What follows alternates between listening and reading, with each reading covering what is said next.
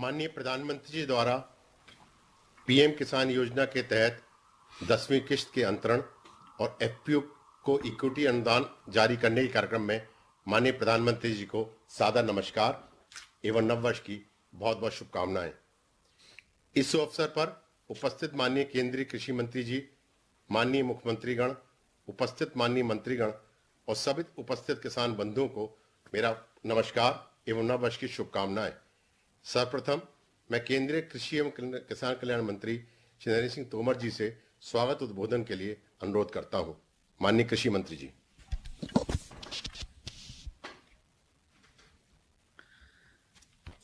सभी को नव वर्ष की बहुत बहुत शुभकामनाएं। आज हम सबके मध्य माननीय प्रधानमंत्री श्री नरेंद्र मोदी जी इस कार्यक्रम में मुख्य अतिथि के रूप में उपस्थित हैं। हम सबके लिए सौभाग्य की बात है कि कृषि से संबंधित जब भी कोई विषय प्रधानमंत्री जी के समक्ष उपस्थित होता है तो वो बहुत ही सहृदय होकर कृषि के क्षेत्र को, किसान से चर्चा को महत्व प्रदान करते हैं और हमेशा कृषि के क्षेत्र को समय देकर देश भर के करोड़ों करोड़ किसानों को अनुग्रहित करते हैं। आज पीएम किसान सम्मान निधि के इस कार्यक्रम में उनकी उपस्थिति हम सभी किसान बंधुओं को, देशवासियों को निश्चित रूप से गौरवान्वित करती है। आज इस कार्यक्रम के निमित्त देश भर के किसानों ने लगभग 8 करोड़ की संख्या में अपने को रजिस्टर्ड कराया है। मैं सभी किसान बंधुओं की ओर से माननीय प्रधानमंत्री जी का वर्ष के पहले दिन स्वागत करते हुए प्रसन्नता और गौरव का अनुभव कर रहा हूं। आज इस अवसर को और गरिमा प्रदान करने के लिए हम सबके मध्य माननीय मुख्यमंत्री उत्तर प्रदेश, माननीय मुख्यमंत्री राजस्थान, माननीय मुख्यमंत्री कर्नाटक, माननीय मुख्यमंत्री हरियाणा, माननीय मुख्यमंत्री मध्य प्रदेश, माननीय मुख्यमंत्री हिमाचल प्रदेश, माननीय मुख्यमंत्री गुजरात, माननीय मुख्यमंत्री अरुणाचल, माननीय मुख्यमंत्री त्रिपुरा और अनेक राज्यों के उपराज्यपाल और देश भर के कृषि मंत्रीगण, कृषि विज्ञान केंद्र, 2 लाख से अधिक सीएससी पर जुड़े हुए किसान, वैज्ञानिक, आईसीआर के संस्थान और एफपीओ के माध्यम से भी अनेक स्थानों पर इस कार्यक्रम में सभी लोग जुड़े हुए हैं और देश भर में किसान भाइयों और बहनों की ओर से इस कार्यक्रम में आप सबका हृदय से बहुत बहुत स्वागत है। हम सबके लिए यह बहुत प्रसन्नता और सौभाग्य का विषय है कि हमारे प्रधानमंत्री नरेंद्र मोदी जी प्रधानमंत्री पद ग्रहण करने से पूर्व 13 वर्ष तक गुजरात के मुख्यमंत्री के रूप में उन्होंने सफलतापूर्वक काम किया है। हम सब जानते हैं गुजरात सूखे से पीड़ित राज्य हुआ करता था। पानी का संकट था, सिंचाई का संकट था, पीने के पानी के लिए भी दिक्कत थी। उस दुरावस्था में माननीय मोदी जी को गुजरात में काम करने का अवसर मिला। उन्होंने राज्य की गरीबी को, राज्य के किसानों की पीड़ा को बहुत ही नज़दीक से देखा है और अपने दूरगामी दृष्टिकोण के परिणाम स्वरूप परिश्रम पूर्वक भागीरथ बनकर गुजरात में गांव-गांव में पहुंचाने का काम मोदी जी के नेतृत्व में हुआ है। राज्य सरकार को केंद्र सरकार के साथ काम करने में किस प्रकार की कठिनाइयां राज्य को होती हैं, इसका अनुभव भी उनको बखूबी है और इसलिए जब उन्होंने प्रधानमंत्री पद का कार्यभार संभाला तो कृषि के क्षेत्र में, गरीबी के क्षेत्र में, गांव के विकास के क्षेत्र में राज्य किस प्रकार की कठिनाइयां महसूस कर रहे हैं, इसको दृष्टिगत रखते हुए उन्होंने केंद्र में योजनाओं का सृजन किया और उन योजनाओं के माध्यम से गत 7 वर्षों में भारतवर्ष के किसानों को सुविधा प्रदान की जा रही है, जिससे निश्चित रूप से उनके जीवन स्तर में बदलाव आ रहा है। देश भर में किसी किसान संगठन ने, किसी किसान ने यह मांग नहीं की थी कि उसको सम्मान निधि प्रदान की जाए, लेकिन जब प्रधानमंत्री जी ने किसान की आमदनी दोगुनी करने के लिए देश को आह्वान किया तो उन्होंने इस बात को ध्यान में रखा कि उसकी आय में बढ़ोतरी करना यह केंद्र सरकार का भी काम है और इसलिए पीएम किसान सम्मान निधि योजना बनाई और इस योजना के अंतर्गत पर्याप्त मात्रा में बजट का प्रावधान किया। और मुझे कहते हुए प्रसन्नता है कि अब तक प्रधानमंत्री जी के प्रयत्नों के परिणाम स्वरूप 1,61,000 से अधिक रुपया किसानों के खाते में पहुंचाने का काम किया गया है। और आज साल का पहला दिन है और पहले ही दिन देश भर के 10 करोड़ 9 लाख किसानों को 20,900 करोड़ रुपया उनके खातों में पहुंचाने का काम इस कार्यक्रम के माध्यम से किया जा रहा है। मैं समझता हूं करोड़ों करोड़ किसानों के लिए यह शुभ दिन है और जब पहला दिन शुभ है तो पूरा वर्ष भी शुभ होगा और निश्चित रूप से किसान देश के नवनिर्माण में, आत्मनिर्भर भारत में अपना योगदान फलीभूत कर सकेंगे। हम सभी जानते हैं कि देश में 86% किसान छोटे किसान हैं और छोटे किसान का छोटा रकबा है, उसकी निवेश करने की भी ताकत नहीं है और जब तक इस किसान का योगदान नहीं होगा कृषि भी फलीभूत नहीं होगी और देश के विकास में भी उसका योगदान नहीं होगा।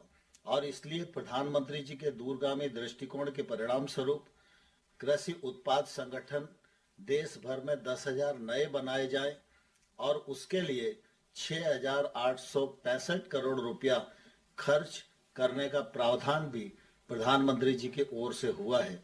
मुझे कहते हुए प्रसन्नता है कि प्रधानमंत्री जी का यह कार्यक्रम सने सने आगे बढ़ रहा है और आज 1,24,486 किसानों को भारत सरकार की ओर से पूंजी प्रदान करने का भी यह कार्यक्रम यहाँ संपन्न हो रहा है।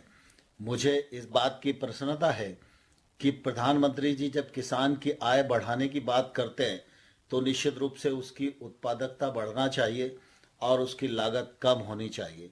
उसकी लागत कम हो और हम कृषि आधानों के लिए दूसरे लोगों पर निर्भर न रहें, आयात पर निर्भर न रहें, इसलिए प्रधानमंत्री जी ने प्राकृतिक खेती पर बल दिया। पिछले माह 16 तारीख को देश भर के करोड़ों करोड़ लोगों के बीच में, किसानों के बीच में भारतीय प्राकृतिक कृषि पद्धति खेती पर उन्होंने अपनी बात कही और तब से लेकर लगातार सरकार, राज्य सरकार, किसान इस दिशा में प्रवृत्त हो रहे हैं और निश्चित रूप से यह एक तौर से आंदोलन बनेगा और देश में किसानी को लाभप्रद बनाने में, हमारे उत्पाद की गुणवत्ता सुधारने में और हमारी जमीन की उर्वरा शक्ति को ठीक रखने में निश्चित रूप से प्राकृतिक खेती बहुत ही मददगार होगी।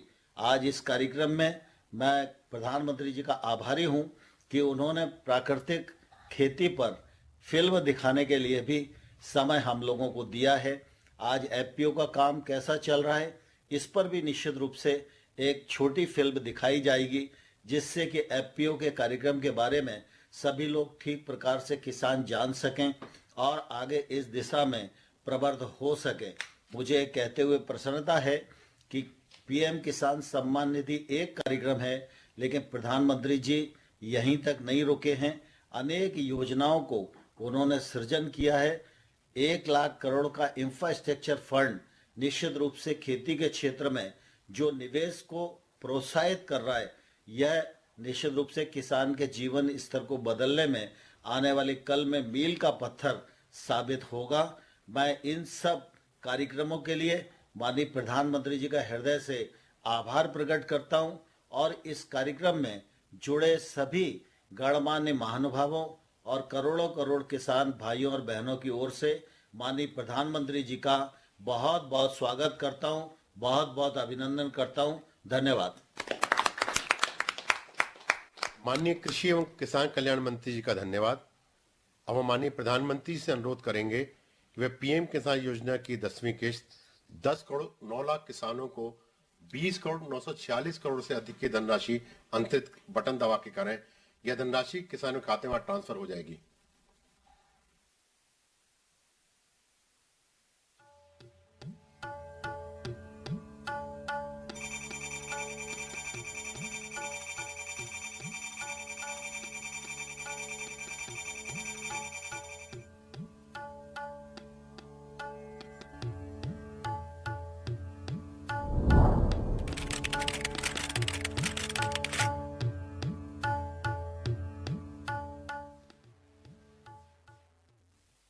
माननीय प्रधानमंत्री जी का बहुत बहुत धन्यवाद। अब मैं माननीय प्रधानमंत्री जी से 10,000 एफपीओ गठन योजना के अंतर्गत आज 1.24 लाख किसानों को 14 करोड़ से अधिक की धनराशि इक्विटी के रूप में अंतरण करने का अनुरोध करूंगा। माननीय प्रधानमंत्री जी।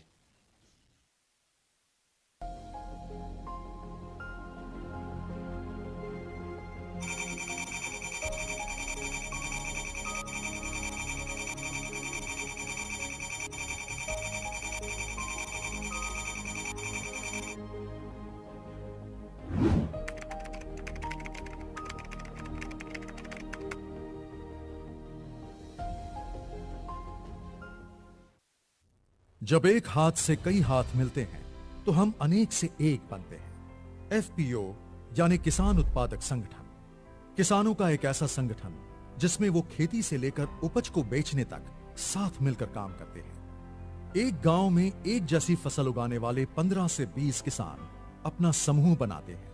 किसानों के ऐसे कई समूहों से एक एफपीओ बनता है। कृषि क्षेत्र को मजबूत और हमारे मेहनती किसानों को समृद्ध बनाने के लिए ही माननीय प्रधानमंत्री जी ने इस योजना की नींव रखी, जिससे किसानों की आय में वृद्धि होने का उनका सपना भी साकार हो रहा है। यहाँ देश के किसानों की आय बढ़ाने के लिए, किसानों को सशक्त करने के लिए 10,000 फार्मर प्रोड्यूसर ऑर्गेनाइजेशन, कृषि उत्पादक संगठन बनाने की योजना भी लॉन्च की गई। एफपीओ से न केवल किसानों की मोल भाव की क्षमता बढ़ती है, बल्कि खाद, बीज, परिवहन, भंडारण आदि की लागत में भी कमी आती है। एफपीओ के माध्यम से किसान दूसरे बाजारों के साथ साथ ई नाम मंडियों में भी अपनी उपज को सुविधापूर्वक बेच रहे हैं।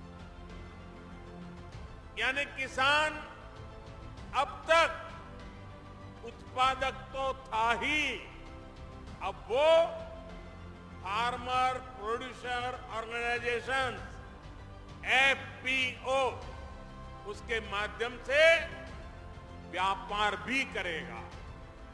इस योजना में एक ब्लॉक एक एफपीओ को लक्ष्य बनाकर विशेष एफपीओज जैसे शहद, जैविक उत्पाद, बांस, तिलहन, कृषि वानिकी आदि का भी गठन किया जा रहा है। योजना के क्रियान्वयन के लिए कई एजेंसियां कार्यरत हैं। क्लस्टर आधारित व्यापार संगठन यानी सीबीबीओ इन एफपीओ को 5 वर्ष तक processing, packaging, marketing, credit linkage, accounting और ऑनलाइन बाजार से संबंधित प्रशिक्षण और सुविधाएं मुहैया कराता है। इस योजना में एफपीओ को 15 लाख रुपए तक का पूंजी अनुदान और बिना किसी सिक्योरिटी के 2 करोड़ रुपए तक का लोन देने के लिए भारत सरकार द्वारा बैंकों को गारंटी देने का प्रावधान है।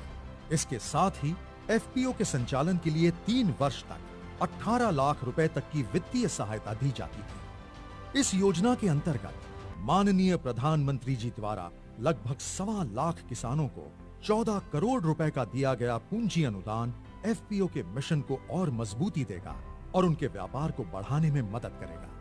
सभी किसान भाई बहन भारत सरकार की इस क्रांतिकारी और ऐतिहासिक पहल का हिस्सा बने और एफपीओ से जुड़कर एक उन्नत भविष्य की ओर बढ़े।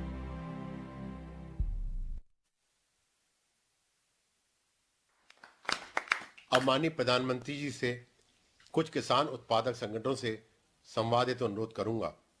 सर्वप्रथम मैं उत्तराखंड से Jivamrit organic pharma producer company limited नामक एफपीओ के सदस्य किसान श्री जसवीर सिंह से को आमंत्रित करता हूं। श्री जसवीर सिंह जी। जसवीर जी नमस्ते। नमस्कार सर। नमस्कार। नमस्कार, बैठिए, आप बैठिए। जसवीर जी, सर, सबसे पहले आपको और जो भी इस कार्यक्रम में हमारे साथ जुड़े हैं उन सबको 2022 की बहुत बहुत शुभकामनाएं। आपके एफपीओ के नाम में जीवामृत भी है और ऑर्गेनिक भी। इससे ही पता चलता है कि यह ऑर्गेनिक और नेचुरल फार्मिंग में काम करता है। आपने इस तरह की फार्मिंग का ही चयन क्यों किया? सर, सबसे पहले आपको जीवामृत कंपनी की ओर से और यहाँ समस्त अधिकारी की ओर से हार्दिक नववर्ष की हार्दिक शुभकामनाएं। सर, हमारे एफपीओ में जीवामृत, सर हमने स्टार्टिंग में जब हमने जैविक खेती स्टार्ट की तो हमारे सामने सबसे बड़ी समस्या हुई कि अब खेती तो जैविक हमने करनी स्टार्ट कर दी, बट उसमें फर्टिलाइजर और केमिकल्स बंद करने पड़े। तो इसको कैसे हम आगे बढ़ाएं? तो हमने क्या किया सर, हमने जीवामृत घर पे ही बनाया। तो हमने देखा सर, जीवामृत से जब हमने खेती में उनको फसलों में डाला तो मिट्टी में जो जीवांश थे वो जो पहले बहुत कम थे उनकी मात्रा बढ़ी। उनकी मात्रा बढ़ने से तो लगा खेती को आगे जो है उसमें कार्बन की जो मात्रा थी उसमें खेती में वो सर बहुत पहले बहुत कम थी। तो कार्बन की मात्रा जीवामृत से हमारी अब आज की डेट में सर 1%, पहले 0.24 थी, आज 1 से ऊपर है। तो इसीलिए सर हमने जीवामृत ऑर्गेनिक कंपनी का नाम भी इसलिए फिर हमने सोचा कि जब हम इससे आपका ये मिट्टी बना सकता है जीवामृत, तो वो अपने जो किसान जो स्वास्थ्य है, जो उससे उत्पन्न अनाज है, जो किसान भाई जो उसको ग्रहण करेंगे, उन जो आम आदमी ग्रहण करेगा तो उनके जीवन को भी सर वो अच्छा बना सकता है। तो इसीलिए हमने अपने कंपनी का नाम भी जीवामृत के नाम से ही रखा। हमने विचार किया कि हम जीवामृत से ही करेंगे। जसवीर जी, आप किस चीज की ऑर्गेनिक खेती करते हैं और कैसे करते हैं? सर, हम क्या अपने उत्पादक को किसी एजेंसी से प्रमाणित भी करवाते हैं क्या? जी सर हमारी बेल्ट में गन्ने की खेती होती है, तो हम सबसे ज्यादा गन्ने की ही जैविक खेती करते हैं। उसके लिए सर हमने अपनी एफपीओ ने एक प्रोसेसिंग यूनिट भी लगाई हुई है, जिससे किसान भाई जितने भी हमारे सदस्य मेंबर हैं वो अपना प्रोड्यूस अपनी यूनिट में लेके उसको प्रोसेस करते हैं। और सर हमारी जितनी भी ये प्रोडक्ट हैं वो हमारी जो भारत सरकार और राज्य सरकार के अधिकृत एजेंसियां हैं, जैसे नाबार्ड हुआ और केवीके से हमें मदद मिलती है, उसके द्वारा प्रमाणित है। और हमारे जैविक उत्पाद एपिडा के थ्रू और उसोगा के थ्रू प्रमाणित किए जाते हैं। सर जसवीर जी, आपके एफपीओ ने इन उत्पादों की बिक्री डिस्ट्रीब्यूशन की क्या रणनीति अपनाई है? सर हमने जब स्टार्ट किया था ये अपना जैविक उत्पाद, तो हमारी कैपेसिटी सर इतनी नहीं थी। तो मात्र 10 किसानों से स्टार्ट किया था, तो 10 या 15 टन की कैपेसिटी थी। तो लोकल मार्केट में सर भाव नहीं मिलता था इतना बिल्कुल भी। फिर एफपीओ गठन के बाद हमने हमारे जब हमने सर्टिफाई कराया तो हमारी मार्केट में जितनी भी ऑर्गेनिक सप्लायर हैं उनके साथ हमारे एग्रीमेंट हैं। एग्रीमेंट के साथ में हमारा टर्नओवर भी बढ़ा है और हमारे उत्पादों की में उसकी वो आई है सर, डिमांड बढ़ी है। और अच्छा जसवीर जी, आप अपने एफपीओ के लिए जैव उर्वरक की उपलब्धता ये सुनिश्चित कैसे करते हैं? सर हमारे जितने भी किसान भाई हैं सब गौ पालन भी करते हैं, पशुपालन भी करते हैं और हमारी खुद की एफपीओ की गौशाला भी है। तो हम जीवामृत अपने गौशाला अपने वहीं पे बना के किसान भाइयों को डिस्ट्रीब्यूट भी करते हैं और सभी किसान भाई को ट्रेनिंग भी देते हैं, जिससे वो अपने घर पे ही जैव उत्पाद बनाकर अपनी फसल में प्रयोग कर सके। जसवीर जी, नेचुरल फार्मिंग, प्राकृतिक खेती, आपका प्रयास बहुत ही अच्छा है। पिछले 7 साल में हमारी कोशिश रही है कि हम प्राकृतिक खेती, नेचुरल फार्मिंग और ऑर्गेनिक फार्मिंग को बढ़ावा दे सकें। इसके लिए कई तरह की कोशिशें की जा रही हैं। इससे कई फायदे हैं। एक तो किसान की लागत कम होती है और उसकी आय बढ़ती है। वहीं मिट्टी को रासायनिक खाद और पेस्टिसाइड से मुक्ति मिलती है। आप अपने तथा संगठन के अनुभवों को ज्यादा से ज्यादा किसानों तक पहुंचाइए। आपके एफपीओ से जुड़े सभी किसान भाई बहनों को भी मेरी तरफ से 2022 की शुभकामनाएं, बहुत बहुत बधाई। संवाद हेतु पंजाब से जागृति किसान उत्पादन संगठन नामक एफपीओ के किसान सदस्य श्री रविंद्र सिंह जी को आमंत्रित करता हूं। श्री रविंद्र सिंह जी। रविंद्र सिंह जी नमस्ते। सत श्री अकाल सर जी। सत श्री अकाल जी। और सर आपको नवे वर्ष की बहुत बहुत बधाई होवे जी। आपको भी। रविंद्र जी आपके बारे में कुछ बताइए। जी सर, मैं जागृति एफपीओ का मेंबर हूं जी। और सर हमारे साथ 285 किसान हैं, वो शेयर होल्डिंग है, और 115 जो किसान हैं वो और जुड़े हुए हैं, और वो भी हमारे साथ जल्दी शेयर होल्डिंग हो जाएंगे। ये आपको एफपीओ बनाने का विचार कहां से आया? सर पहले हमारा किसान क्लब था और उस पर हम थोड़ा थोड़ा काम करते थे, जैसे दालों का, गुड़ का और सरसों के तेल का। और 2015 में हमने एफपीओ बनाई नाबार्ड की मदद से।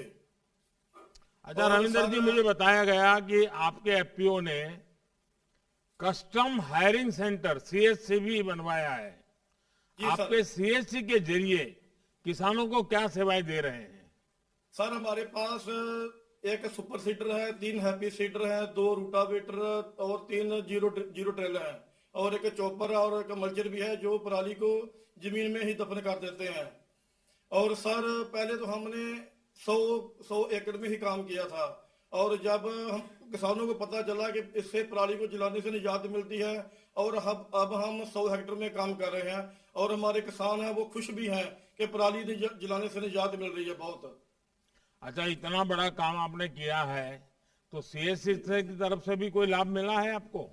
जी सर मिला है, नाबार्ड और आपकी जो सरकारी है जो मशीनरी है उससे लाभ मिला है जी। रविंदर जी, आपने खेती में उसमें भी कुछ नए प्रयोग किए होंगे क्योंकि आप बड़े प्रगतिशील किसान हैं, तो तकनीकों की दृष्टि से क्या इस्तेमाल किया है? जी सर किए हैं, जैसे सीधी बिजाई है धान की, और सीधी बिजाई से ये है कि हमें पानी से भी छुटकारा पानी कम लगाने की जरूरत पड़ती है, और लेबर से भी थोड़ा फर्क पड़ता है। और सर हमने एक सर्वपक्षीय कीट प्रबंधन है जो एग्रीकल्चर यूनिवर्सिटी लुधियाना से और नाबार्ड की मदद से चल रहा है। हमारे जो किसान हैं वो उससे काम कर रहे हैं, और बहुत बढ़िया जो है मिल रहा है। रविंदर जी आपका काम हमारे पास, और सर एक है जो हमारे पास सुपर सीडर है, उसे जो पराली जमीन में दफन कर गेहूं की बिजाई जो बहुत बढ़िया होती है, उससे जो लेबर का और पैसों का भी पैसा जो फर्क पड़ता है। और सर हमने अपने किसानों के लिए इसको की एजेंसी, कैटल फीड की एजेंसी भी ले रखी है, जिससे कि किसानों को फायदा पड़ता है। जैसे बाजार में 1300 रुपए पर बैग मिलता है, और हम अपने किसानों को 1250 रुपए में ही बैग उपलब्ध करा देते हैं। सर रविंदर जी बहुत बढ़िया तरीके से आपने विषय को प्रस्तुत किया। आपका काम पूरे देश के लिए प्रेरणा है। मैं चाहता हूं कि सभी किसान भाई पराली प्रबंधन से संबंधित जानकारी को ज्यादा से ज्यादा आप साझा करें। जैसे आप और आपके साथियों ने जिस तरह पराली प्रबंधन का कार्य बेहतर तरीके से किया है, आसपास के किसानों को प्रेरित करके पराली जलाने से रोका है, वो किसान और पर्यावरण दोनों के लिए लाभदायक है। पराली के वैकल्पिक उपयोग में पर्यावरण को लाभ होता है, साथ ही किसान की आर्थिक रूप से वो सशक्त होता है। आपको इस प्रयास के लिए मेरी तरफ से बहुत बहुत बधाई। सभी किसान भाइयों को मेरी तरफ से बधाई।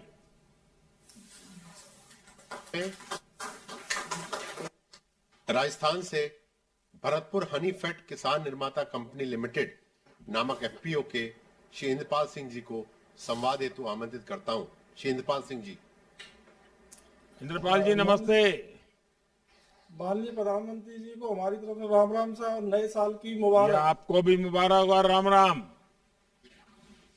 अच्छा इंद्रपाल जी, आपके एफपीओ का नाम जानकर ये समझ में तो आ गया कि आपने मधुमक्खी पालन के क्षेत्र में कुछ काम किया है, पर ये काम क्या है, आप इससे कैसे जुड़े, इसके बारे में विस्तार से बताइए। और मेरे साथ हमारे राजस्थान के आदरणीय मुख्यमंत्री और मेरे मित्र अशोक जी भी हैं, तो वो भी जरूर सुनना चाहेंगे आपने क्या किया है। जी, माननीय प्रधानमंत्री जी, हमारे यहाँ पर छोटे छोटे मधुमक्खी पालक हैं जो अपने शहद को बाहर बेचने में या किसी से कंपनियों से संपर्क करने में असमर्थ थे। वो अपने शहद को यहीं पर बिचौलियों को देने के लिए मजबूर थे। उसके बाद माननीय प्रधानमंत्री जी, हमने आपको टीवी पर सुना जब आपने घोषणा की कि 10,000 नए एफपीओ का हम गठन करने जा रहे हैं, और उन एफपीओ के माध्यम से किस प्रकार छोटे छोटे किसान इसका फायदा उठा सकते हैं।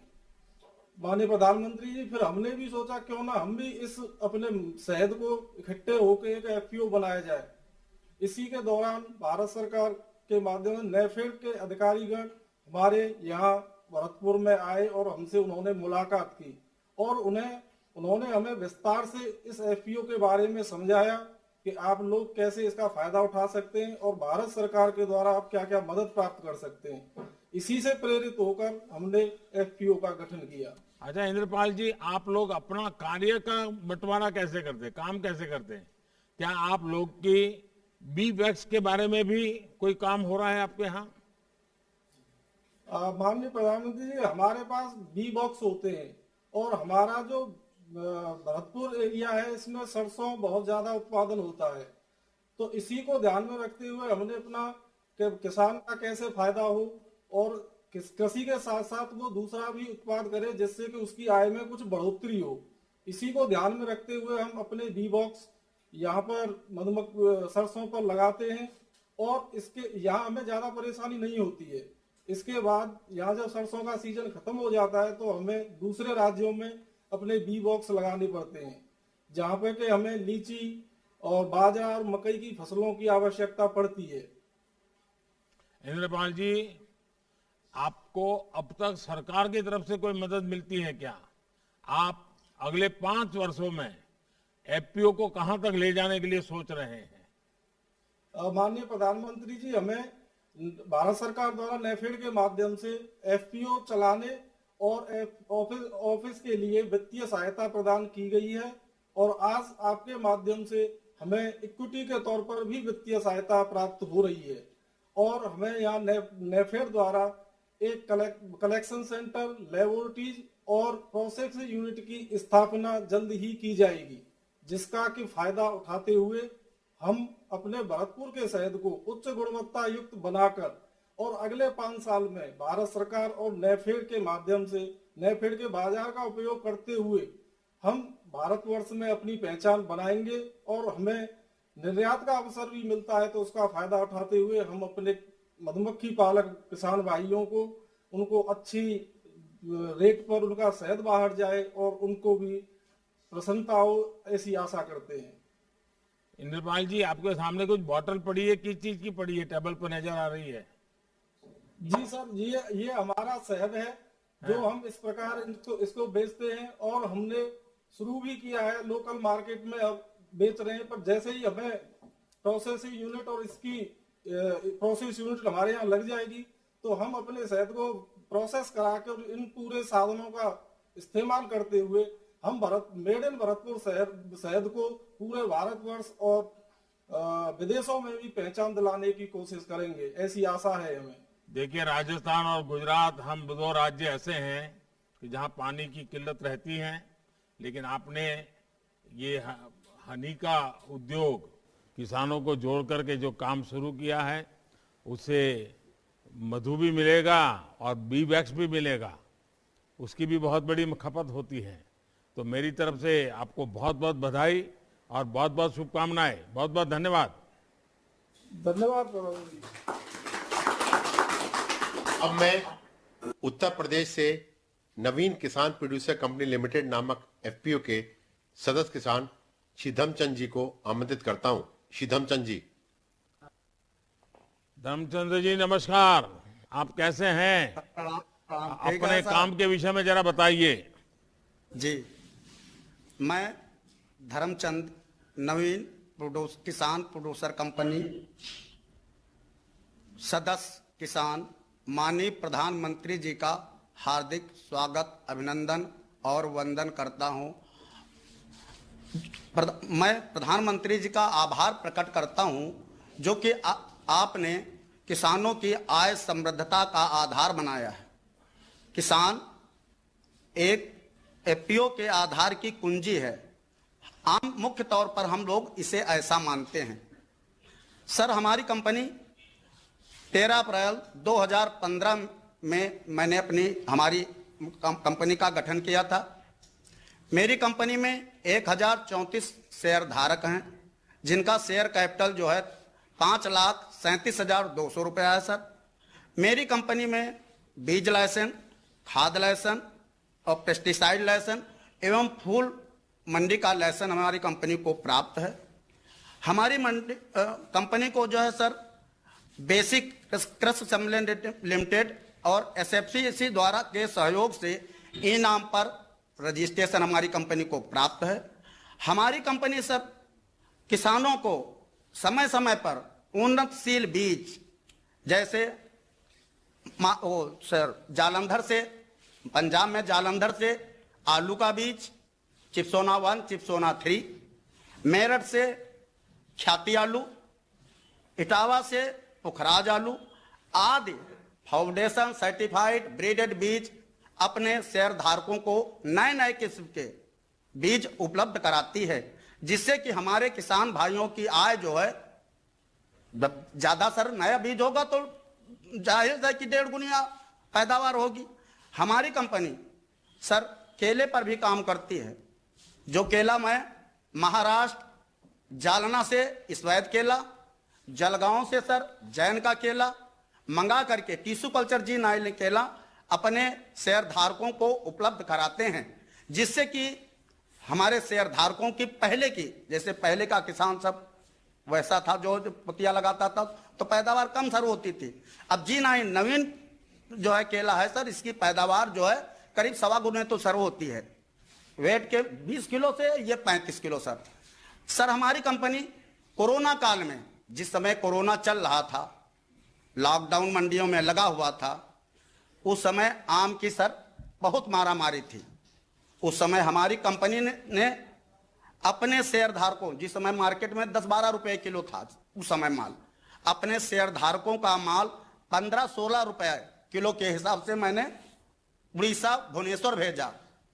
20 टन 2 ट्रक माल 2 बार में सर ग्रेडिंग करके भेजा, जिससे कि उसको बेच करके मैं अपने शेयर धारकों को 1,20,000 रुपया अतिरिक्त प्रॉफिट मैंने अपने किसान भाइयों को दिलाया, जिससे मेरा किसान बहुत खुशहाल हुआ। सर, हमारी कंपनी जो है हॉर्टिकल्चर विभाग से जो है उद्यान विभाग से भी कृषि अनुदान केले पर मिलता है, जो है अनुदान मिलता है। वो कंपनी जो है हमारी जो है हॉर्टिकल्चर विभाग से अनुदान दिलाती।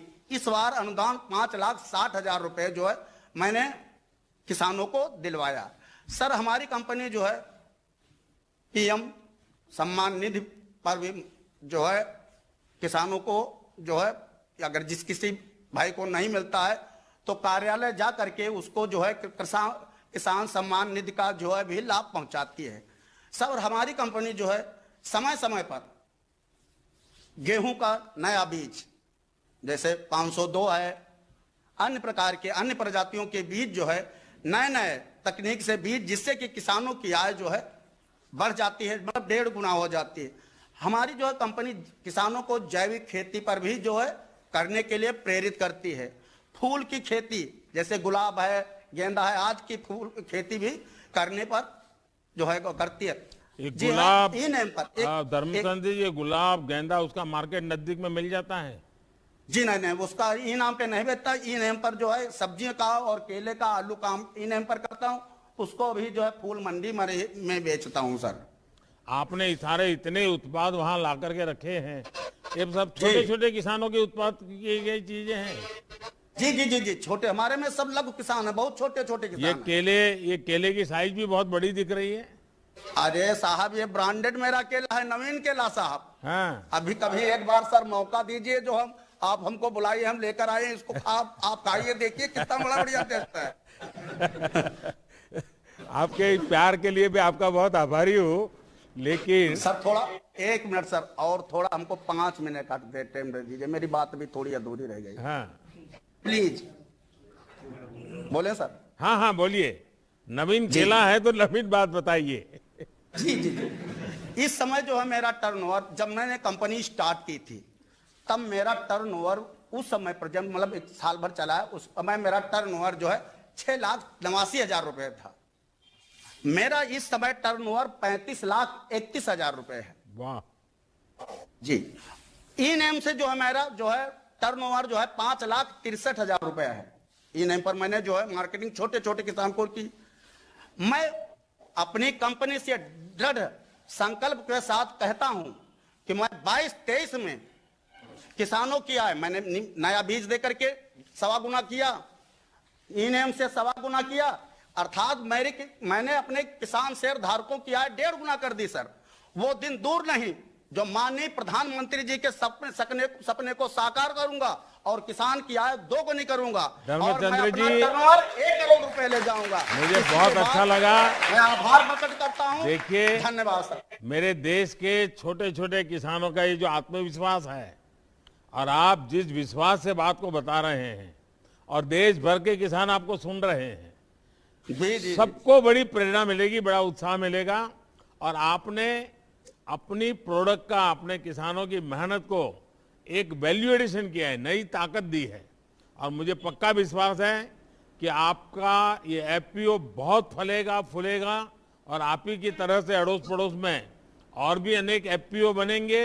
और एफपीओ के द्वारा छोटे किसानों की ताकत बढ़ाने का जो मेरा लक्ष्य है, उसमें आप जैसे साथी बहुत बड़ी ताकत है। मैं आपको और आपके साथ जुड़े हुए इन सभी किसानों को मैं देख रहा हूं, उनके चेहरे पे मैं उत्साह देख रहा हूं। मेरा उन सबको भी नमस्कार, उन सबको भी बहुत बहुत शुभकामनाएं। धन्यवाद भैया। अब मैं तमिलनाडु से वीरपंडी कलिंजी जीवादम उत्पादन संगठन नामक एफपीओ की सदस्या श्रीमती शांति जी को आमंत्रित करता हूं। श्रीमती शांति जी। शांति जी वणक्कम। Vanakkam Ayya, Happy New Year. Happy New Year. Can you tell me why did you form this FPO? இந்த எஃப்பிஓ நிறுவனத்துக்கு காரணம் என்னன்னு சொல்ல முடியுமா? எங்களோட மக்கள் இடைத்தரகர் மூலமா விக்கிறதுனால எங்களுக்கு அதிக லாபம் ஈட்டல. அதனால நாங்க ஒரு எஃப்பிஓ ஆரம்பிக்கலாம்னு முடிவு பண்ணி 2016-17 नाबार्ड उदवियोட वीरपांडी कलंजी जीवित प्रोड्यूसर कंपनिया பதிவு பண்ணனும்। माननीय प्रधानमंत्री जी, हमने ये एफपीओ को इसलिए शुरुआत की, हमारे उपज को बिचौलियों का द्वारा बेचने पड़ते थे, इसके वजह से हमको कम दाम मिलते थे। इसलिए हमने 2016-17 में वीरपांडी का कलंजियम जीवित प्रोड्यूसर कंपनी को नाबार्ड का सपोर्ट से एफपीओ शुरू किया है। அதுக்கப்புறம் கொஞ்சம் கொஞ்சமா What is special about your FPO? உங்க எஸ்பிஓ சிறப்பு என்னன்னு கேக்குறாரு ஐயா। எங்களோட அனைத்து ஷேர் ஹோல்டர்களும் பெண் விவசாயிகள் தான்। நாங்க எங்க யூனிட்டுக்குள்ள வேலை செய்யறவங்களும் பெண்கள் தான், எங்க சிஓவும் பெண்கள் தான், எங்களை வழிநடத்திட்டு இருக்கிற நபார்டு மேடமும் ஒரு பெண் தான்। ये एफपीओ संपूर्ण रूप से महिला से चला रहा है। इनका सीईओ भी महिला है, बोर्ड ऑफ डायरेक्टर भी महिला है, हमको मार्गदर्शन देने वाली नाबार्ड की अधिकारी भी महिला है। वाह, it is very good to know that your FPO is owned and operated and completely by women. Can you share with me your experience regarding your journey? உங்க எஃப்பிஓ முழுவதும் பெண்களால செயல்பட்டு கொண்டிருக்கிறது, அதில் மிக்க மகிழ்ச்சி। உங்கள் பயணத்தை பற்றி சொல்ல முடியுமான்னு கேட்கிறேன்। எங்களோட நிலங்கள் எல்லாமே வானம் பார்த்த பூமியா தான் இருக்குது। அதனால நாங்க பெண்கள்லாம் விவசாயம் செய்யறோம், ஆண்கள்லாம் வேலைக்கு போறதுக்கு வசதியா இருக்குது। அதுமில்லாத எங்களோட விளைபொருட்கள் எல்லாமே எங்களோட கம்பெனியே கொள்முதல் பண்ணி அதை மார்க்கெட்டிங் பண்ணி இப்படி எல்லாமே சேல் பண்றோம், மதிப்பு கூட்டி சேல் பண்றோம். எங்களுக்காக வந்து NABARD, MSDA, TNRTP, NAP Kisan, SFPSC, அதுக்கப்புறம் வந்து தமிழ்நாடு கிராம வங்கி, இந்தியन बैंक இவங்க எல்லாமே எங்களுக்கு சப்போர்ட்டிவா இருக்காங்க. महोदय, ये हमारे क्षेत्र में कम वर्षा होती है, इसलिए हम महिला मिलकर खेती करने के निर्णय लिया ताकि पुरुष वर्गों अन्य रोजगार कर सके और हमारे किसान सदस्यों से उनके उत्पादन को प्रोक्योर करके प्रोसेस करके इनके अलावा अन्य जिले के किसानों से भी मिलेट खरीद के उसका प्रोसेस करके विपणन करते हैं। हम इसके लिए हमको नबार्ड, TNRDB, MSDA, NAP किसान, एग्री डिपार्टमेंट हमारे बिजनेस को सपोर्ट करते हैं। You've been producing and marketing sorghum. How do you market your produce? Did FPO make any difference in this? இந்த நீங்க வந்து சொர்க்கம் வந்து மார்க்கெட் பண்றீங்க, அதுல வந்து நீங்க வந்து இது ஏதாவது டிஃபரன்ஸ் இருக்கான்னு கேட்க அதுல பண்றது. அதாவது சோளம் வந்து மானாவாரி நிலங்கிறதுனால அதிகமாக சோளம் பயிர் பண்ணுறோம். அது வந்து அந்த சோளத்தை வந்து எங்களோட உணவுக்காகவும் எங்களோட கால்நடைக்கு தீவனமாகவும் பயன்படுத்துகிறோம். அந்த சோளத்தில் வந்து நம்மளை சுகரை கண்ட்ரோல் பண்ணுற தன்மையும் மூட்டு வலியை குணப்படுத்துகிற தன்மையும் இருக்கிறதுனால நாங்கள் அதிகமாக சோளத்தை பயிர் பண்ணுறோம். महोदय, हमारे पहले भी बताया ये क्षेत्र में वर्षा कम होती है, इसलिए मिलेट के उपज होती है। ये सरगम का दाना खाने के लिए है और उनके फॉडर जानवर के लिए उपलब्ध होती है। सरगम हमारी पारंपरिक खानापन हिस्सा रहा है। इसमें काफी फाइबर और मिनरल पाए जाते हैं, जिससे डायबिटिक जैसा बीमारियों से बचने में मदद मिलती है। आप सभी का काम इस बात का प्रमाण है कि नारी शक्ति क्या नहीं कर सकती है। नारी शक्ति अगर सामूहिक हो तो इसका अगर और भी व्यापक हो जाता है। और सोरगम चारा और ज्वार की सफल खेती कर रही है। हमारी सरकार पिछले कुछ वर्षों से देश के परंपरागत फसलों और मोटे अनाज पर अपना ध्यान केंद्रित कर रही है। मिलेट डेवलपमेंट मिशन भी इसी सोच से चलाया जा रहा है। मैं आपके उदाहरण, आपके माध्यम से देश भर के किसानों को इस मिशन में भागीदारी करने के लिए, उसको फायदा उठाने के लिए मैं अपील करता हूं। और मैं सभी आपकी महिला किसानों को मेरी तरफ से फिर से एक बार अभिनंदन करता हूं। Thank you. अब मैं गुजरात से PKV Sabarkantha SPNF producer company limited नामक FPO के श्री दीक्षित पटेल जी को संवाद हेतु आमंत्रित करता हूं। दीक्षित पटेल जी, नमस्कार। नमस्कार, केम छो साहेब? આપણે એવા ને એવા, તમે મજામાં? મજામાં સાહેબ, બધા મજામાં. હા, વાહ. લો તો જરા હવે કહો શું કર્યું છે તમે? હિન્દીમાં કેવું પડશે હો બધું? Yes sir. आपका FPO नेचुरल फार्मिंग भी करता है, प्राकृतिक खेती भी करता है, और अक्सर लोग ऑर्गेनिक और नेचुरल फार्मिंग में फर्क नहीं कर पाते हैं। आप जरा सरल भाषा में समझा सकते हैं क्या? Yes sir. सर, साधारण भाषा में कहें तो नेचुरल फार्मिंग का मतलब है प्रकृति के साथ में, नेचर के साथ मिलकर खेती करना। इस खेती में किसी भी प्रकार के कीटनाशक,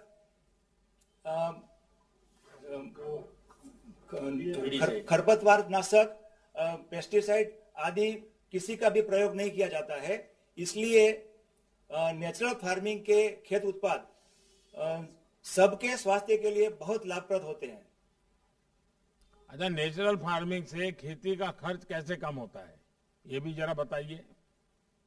सर, नेचुरल फार्मिंग जो है वो गाय आधारित खेती है, जिसमें एक गाय से 30 एकड़ की खेती हो सकती है। इस खेती में मुख्य 4 आयाम है। ये बीजामृत, जीवामृत, आच्छादन और वापसा।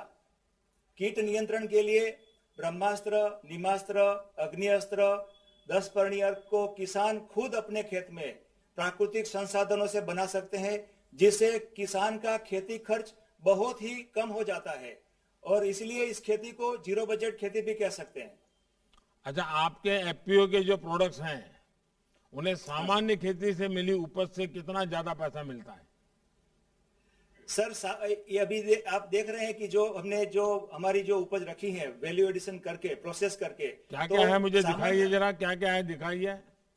सर ये हमने जैसे नींबू का अचार बनाया है, फिर बाद में ये जो मक्का है, मक्का का भी ये जो अपना वैक्यूम प्रेस करके वैक्यूम पैकिंग किया हुआ है, फिर ये जो हल्दी को प्रोसेस करके रखा है, ऐसे सभी जो ये तेल निकाला है, जो कच्ची घानी से तेल निकाला है मूंगफली का, ये सब्जी, कोई सब्जी भी नजर आ रही है बगल में कुछ? हाँ, तो ये सब्जी भी है। जो साबरकांठा में जो किसान सब्जी करते हैं तो वो सब्जी का भी सीधा उपभोक्ता तक पहुंचाने का काम करते हैं।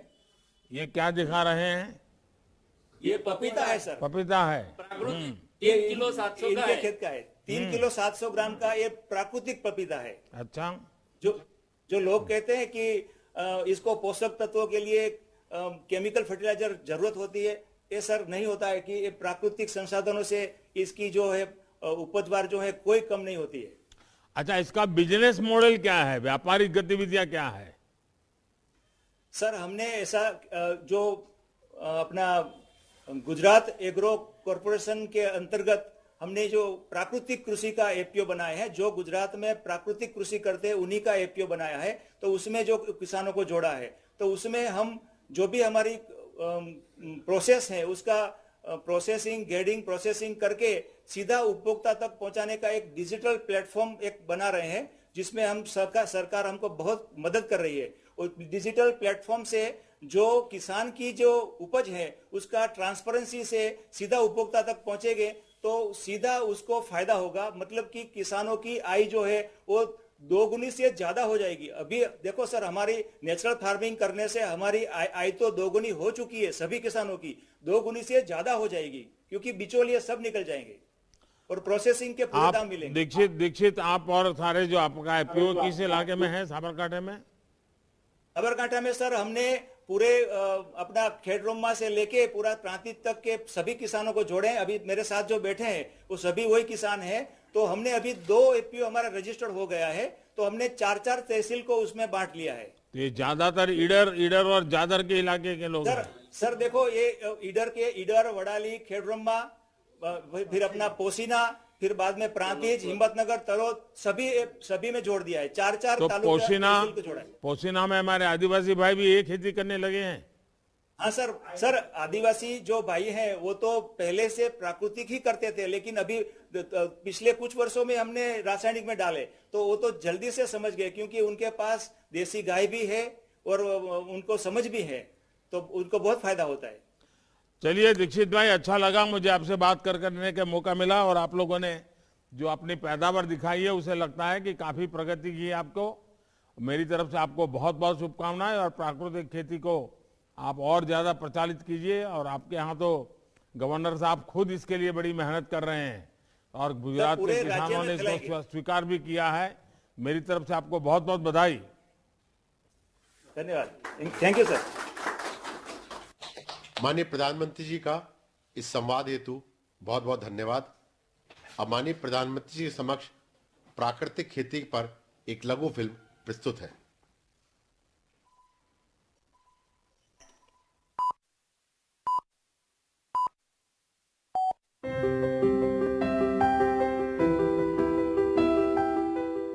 माता भूमि पुत्रो हम पृथिव्याः, अर्थात धरती हमारी माता है और हम उनके पुत्र। माता और पुत्र के इस रिश्ते का पवित्र सेतु यानी प्राकृतिक कृषि। प्राकृतिक कृषि प्रक्रिया में धरती का अमृत, जीवामृत। आइए हम जानते हैं कि जीवामृत का निर्माण कैसे होता है।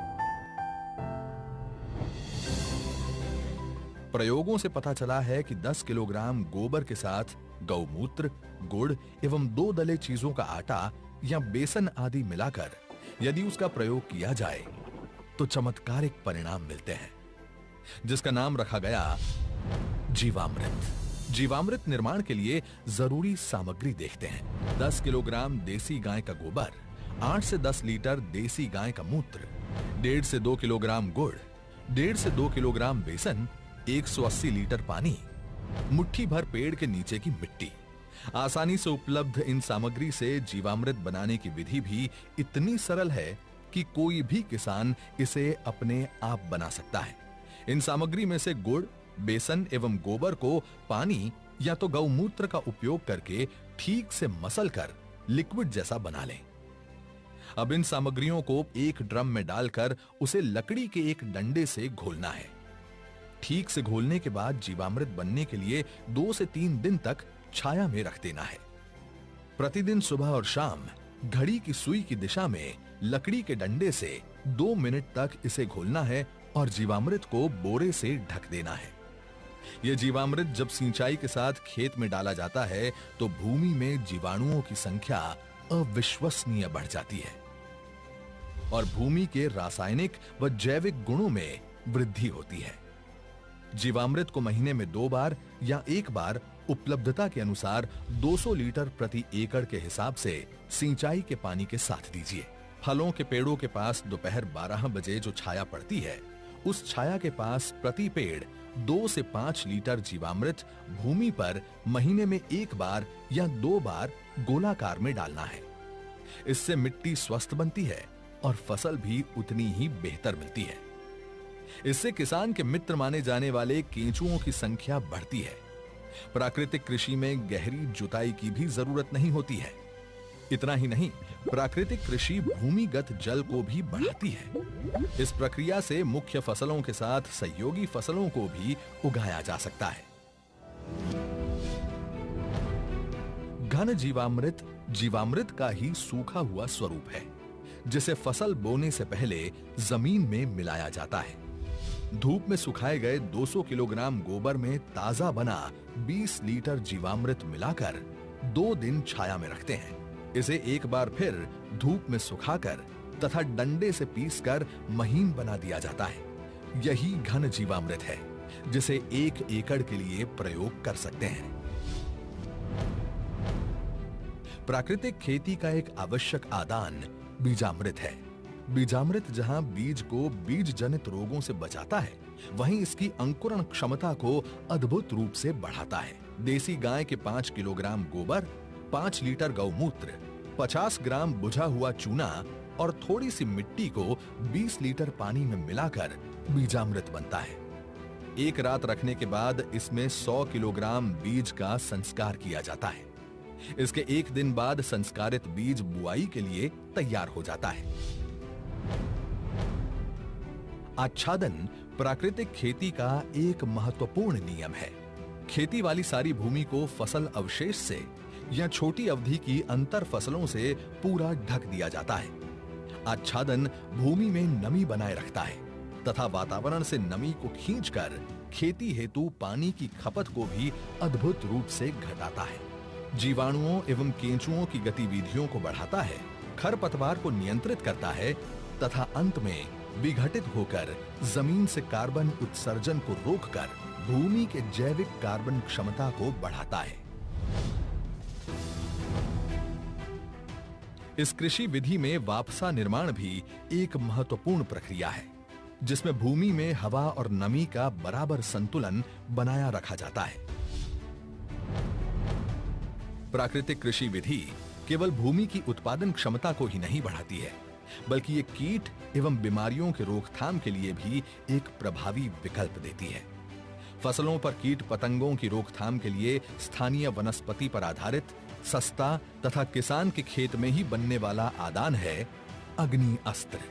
5 किलोग्राम नीम या अन्य स्थानीय पौधा जिसे गाय नहीं खाती के पत्ते, 20 लीटर देसी गाय का मूत्र, 500 ग्राम तंबाकू पाउडर, 500 ग्राम हरी मिर्च तथा 50 ग्राम लहसुन के पेस्ट को मिलाकर धीमी आंच में उबालकर 48 घंटे के लिए रखा जाता है। सुबह शाम 2-2 मिनट के लिए घोलें। इस घोल को 6 लीटर प्रति 200 लीटर पानी में मिलाकर 1 एकड़ में छिड़काव करते हैं। नीमास्त्र, ब्रह्मास्त्र, दशपर्णी अर्क इत्यादि भी कीट पतंगों की रोकथाम के लिए उपयोग में लाए जाते हैं।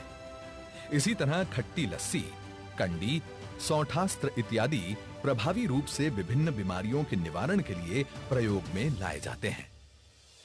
प्राकृतिक कृषि से देश में नई ऊर्जा का संचार हो रहा है। आइए आजादी के अमृत महोत्सव में मां भारती की धरा को रासायनिक खाद और कीटनाशकों से मुक्त करने का संकल्प ले। दुनिया को स्वस्थ धरती, स्वस्थ जीवन का रास्ता दिखाएं। आज देश ने आत्मनिर्भर भारत का सपना संजोया है। आत्मनिर्भर भारत तभी बन सकता है जब उसकी कृषि आत्मनिर्भर बने, एक एक किसान आत्मनिर्भर बने। और ऐसा तभी हो सकता है जब अप्राकृतिक खाद और दवाइयों के बदले हम मां भारती की मिट्टी का संवर्धन गोवर्धन से करें, प्राकृतिक तत्वों से करें। हर देशवासी हर चीज के हित में, हर जीव के हित में प्राकृतिक खेती को हम जन आंदोलन बनाएंगे। आजादी के अमृत महोत्सव के इस शुभ अवसर पर वर्तमान खेती की दशा एवं दिशा हेतु माननीय प्रधानमंत्री जी का ये अति महत्वपूर्ण आह्वान है। देश के लाखों किसानों ने इस विधि को स्थापित कर दिया है।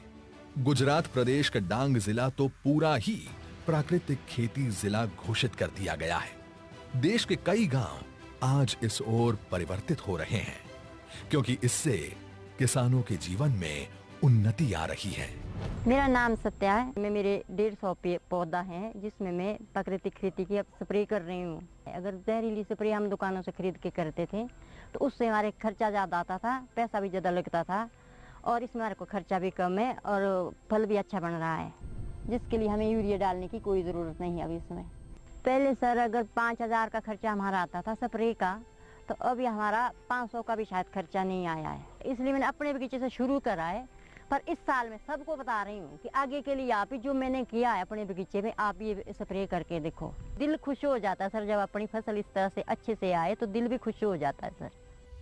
प्राकृतिक खेती के तरीकों को अपनाने से फसल की उपज में बढ़ोतरी हुई है, मिट्टी की गुणवत्ता में सुधार हुआ है, धरती माता सुखी है। उसे लगता है कि किसान ने बेहतर तरीके से उसका ध्यान रखा है और उसके लिए उसे अच्छा भोजन और अच्छी उपज लौटानी चाहिए। कोविड જેવી મહામારીની પરિસ્થિતિમાં લોકોને એ સમજ આવી કે જો આપણો ખોરાકમાં શુદ્ધિકરણ હશે તો જ આપણે બચી શકાશે, તો હવે એ લોકો સમજવા માંડ્યા છે, લોકો ઉપભોક્તા સમજવા માંડ્યા છે કે આપણે પ્રાકૃતિક ખોરાક ખાવો છે, તો ત્યાં આપણે ભાવ પણ મળે છે। तो हमारा पैसा भी बचा और टाइम भी बच रहा है, और हमारी जो है खेती का, हमारी धरती माँ का स्वास्थ्य भी अच्छा हो रहा है, और उसके साथ साथ हमारा भी स्वास्थ्य अच्छा हो रहा है। यही तो है आत्मनिर्भर किसान, जो ला रहे हैं गांव-गांव में समृद्धि और बना रहे हैं आत्मनिर्भर भारत।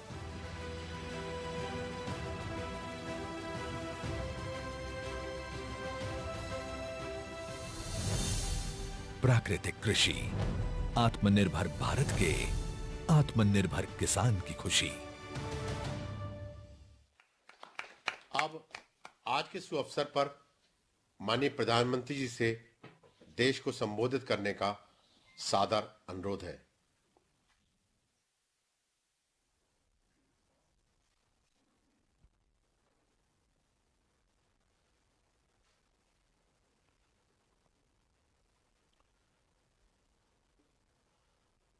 उपस्थित सभी आदरणीय महानुभाव, सबसे पहले तो मैं माता वैष्णो देवी परिसर में हुए दुखद हादसे पर शोक व्यक्त करता हूं। जिन लोगों ने भगदड़ में अपनों को खोया है, जो लोग घायल हुए हैं, मेरी संवेदनाएं उनके साथ है। केंद्र सरकार, जम्मू कश्मीर प्रशासन उसके लगातार संपर्क में है। मेरी लेफ्टिनेंट गवर्नर मनोज सिन्हा जी से भी बात हुई है। राहत के काम का, घायल के उपचारों का पूरा ध्यान रखा जा रहा है। भाइयों बहनों, इस कार्यक्रम में हमारे साथ जुड़े केंद्रीय मंत्रिमंडल के मेरे सहयोगीगण,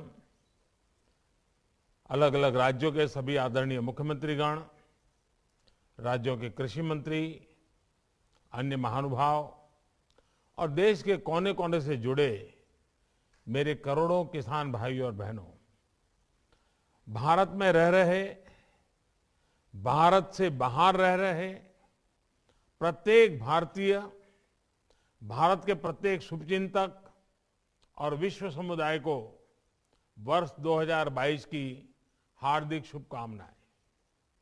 साल की शुरुआत देश के करोड़ों अन्नदाताओं के साथ हो। साल के प्रारंभ में ही मुझे देश के कोने कोने में हमारे किसानों के दर्शन करने का सौभाग्य मिले, ये अपने आप में मेरे लिए बहुत बड़ी प्रेरणा की पल है। आज देश के करोड़ों किसान परिवारों को, विशेषकर छोटे किसानों को, प्रधानमंत्री किसान सम्मान निधि की 10वीं किस्त मिली है। किसानों के बैंक खातों में 20,000 करोड़ रुपए ट्रांसफर किए गए हैं। आज हमारे किसान उत्पाद संघ, फार्मर्स प्रोड्यूस ऑर्गेनाइजेशंस, इससे जुड़े किसानों को आर्थिक सहायता भी भेजी गई है। सैकड़ों एफपीओस आज नई शुरुआत भी कर रहे हैं। साथियों, हमारे यहां कहते हैं, आमुखा आयाति कल्याणम कार्य सिद्धिम ही संसति ही, अर्थात सफल शुरुआत कार्य सिद्धि की, संकल्पों की सिद्धि की पहले ही घोषणा कर देती है। एक राष्ट्र के रूप में हम 2021 में बीते साल को उसी रूप में देख सकते हैं। 2021 100 साल में आई सबसे बड़ी महामारी से मुकाबला करते हुए कोटि कोटि भारतीयों के सामूहिक सामर्थ्य देश ने क्या करके दिखाया, इसके हम सब साक्षी हैं। आज जब हम नव वर्ष में प्रवेश कर रहे हैं, तब बीते साल के अपने प्रयासों से प्रेरणा लेकर हम नए संकल्पों की तरफ बढ़ना है। इस साल हम अपनी आजादी के 75 वर्ष पूरे करेंगे। ये समय देश के संकल्पों की एक नई जीवंत यात्रा शुरू करने का है, नए हौसले से आगे बढ़ने का है।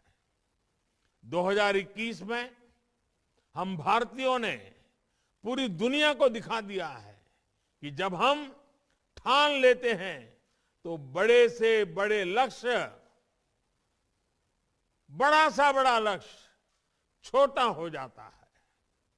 कौन सोच सकता था कि इतने कम समय में भारत जैसा इतना बड़ा विशाल देश, विविधता भरा सा देश, 145 करोड़ से अधिक लोगों को 145 करोड़ से अधिक वैक्सीन डोज दे पाएगा। कौन सोच सकता था कि भारत एक दिन में 2.5 करोड़ वैक्सीन डोज का रिकॉर्ड बना सकता है। कौन सोच सकता था कि भारत एक साल में 2 करोड़ घरों को पाइप से पानी की सुविधा से जोड़ सकता है।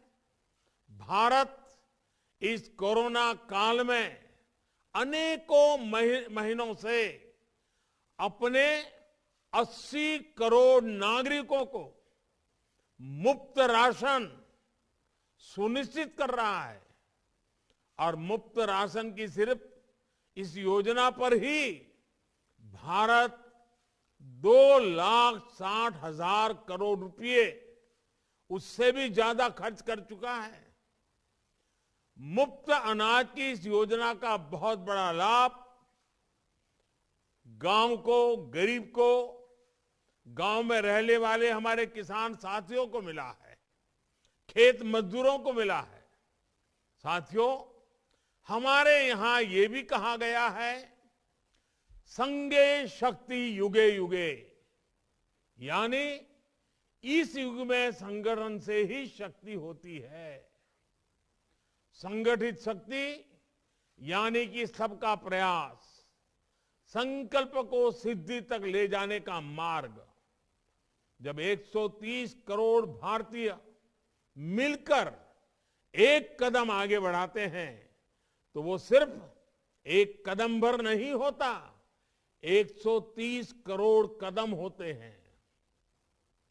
हम भारतीयों का स्वभाव रहा है कि कुछ ना कुछ अच्छा करके हमें एक अलग सुकून मिलता है, लेकिन जब ये अच्छा करने वाले एकत्र होते हैं, बिखरे हुए मोतियों की माला बनती है, तो भारत माता दैदीप्यमान हो जाती है। कितने ही लोग देश के लिए अपना जीवन खपा रहे हैं, देश को बना रहे हैं। ये काम पहले भी करते थे, लेकिन उन्हें पहचान देने का काम अभी हुआ है। हर भारतीय की शक्ति आज सामूहिक रूप में परिवर्तित होकर देश के विकास को नई गति और नई ऊर्जा दे रही है। जैसे इन दिनों जब हम पद्म पुरस्कारों से सम्मानित लोगों का नाम देखते हैं, उनके चेहरे देखते हैं, तो आनंद से भर जाते हैं। सबके प्रयास से ही आज भारत कोरोना जैसी इतनी बड़ी महामारी का मुकाबला कर रहा है। भाइयों और बहनों, कोरोना के इस काल में देश में हेल्थ सेक्टर को और मजबूत करने, हेल्थ इंफ्रा को और बढ़ाने पर भी निरंतर काम किया गया है। 2021 में देश में सैकड़ों नए ऑक्सीजन प्लांट्स बनाए गए हैं, हजारों नए वेंटिलेटर्स जोड़े गए हैं। 2021 में देश में अनेकों नए मेडिकल कॉलेज बने, दर्जनों मेडिकल कॉलेजों पर काम शुरू हुआ है। 2021 में देश में हजारों वेलनेस सेंटर का भी निर्माण किया गया है। Ayushman Bharat health infrastructure mission देश के जिले जिले, ब्लॉक ब्लॉक तक अच्छे अस्पतालों, अच्छी टेस्टिंग लैब का नेटवर्क सशक्त करेगा। डिजिटल इंडिया को नई ताकत देते हुए Ayushman Bharat digital health mission देश में स्वास्थ्य सुविधाओं को और सुलभ और प्रभावी बनाएगा। भाइयों और बहनों, आज बहुत से इकोनॉमिक इंडिकेटर्स उस समय से भी अच्छा कर रहे हैं जब कोरोना हमारे बीच नहीं था। आज हमारी अर्थव्यवस्था की विकास दर 8% से भी ज्यादा है। भारत में रिकॉर्ड विदेशी निवेश आया है। हमारी विदेशी मुद्रा भंडार रिकॉर्ड स्तर पर पहुंचा है। जीएसटी कलेक्शन ने भी पुराने रिकॉर्ड ध्वस्त कर दिए हैं। निर्यात और विशेषकर कृषि के मामले में भी हमने नए प्रतिमान स्थापित किए हैं। साथियों, आज हमारा देश अपनी विविधता और विशालता के अनुरूप ही हर क्षेत्र में विकास के भी विशाल कीर्तिमान बना रहा है। 2021 में भारत ने करीब करीब 70 लाख करोड़ रुपए का लेन देन, 70 लाख करोड़ रुपए का लेन देन यूपीआई से किया है, डिजिटल ट्रांजैक्शन किया है। आज भारत में 50,000 से ज्यादा स्टार्टअप काम कर रहे हैं। इनमें से 10,000 से ज्यादा स्टार्टअप्स तो पिछले 6 महीने में बने हैं। 2021 में भारत के नौजवानों ने कोरोना के इस कालखंड में भी 42 यूनिकॉर्न बनाकर एक नया इतिहास रच दिया है। मैं अपने किसान भाई बहनों को बताना चाहता हूं कि एक एक यूनिकॉर्न ये करीब करीब 7,000 करोड़ रुपए से भी अधिक मूल्य का स्टार्टअप है। इतने कम समय में इतनी प्रगति आज भारत के नौजवान की सफलता की नई गाथा लिख रही है। और साथियों, आज जहां भारत एक और अपना स्टार्टअप इकोसिस्टम मजबूत कर रहा है, तो वहीं दूसरी ओर अपनी संस्कृति को भी उतनी ही गर्व से सशक्त कर रहा है। काशी विश्वनाथ धाम सुंदरीकरण परियोजना से लेकर केदारनाथ धाम की विकास परियोजनाओं तक, आदि शंकराचार्य की समाधि के पुनर्निर्माण से लेकर मां अन्नपूर्णा की प्रतिमा समेत भारत से चोरी हुई सैकड़ों मूर्तियों को वापस लाने तक, अयोध्या में राम मंदिर के निर्माण से लेकर धोलावीरा और दुर्गा पूजा उत्सव को वर्ल्ड हेरिटेज का दर्जा मिलने तक, भारत के पास इतना कुछ है। देश के प्रति पूरी दुनिया का आकर्षण है। और अब जब हम अपनी धरोहरों को मजबूत करने में लगे हैं, तो निश्चित तौर पर टूरिज्म भी बढ़ेगा और तीर्थाटन भी बढ़ेगा। साथियों, भारत अपने युवाओं के लिए, अपने देश की महिलाओं के लिए आज अभूतपूर्व कदम उठा रहा है। 2021 में भारत ने अपने सैनिक स्कूलों को बेटियों के लिए खोल दिया। 2021 में भारत ने नेशनल डिफेंस एकेडमी के द्वारा भी महिलाओं को, उसके द्वार भी महिलाओं के लिए खोल दिए। 2021 में भारत ने बेटियों की शादी की उम्र को 18 से बढ़ाकर 21 साल यानी बेटों के बराबर करने का भी प्रयास शुरू कर दिया।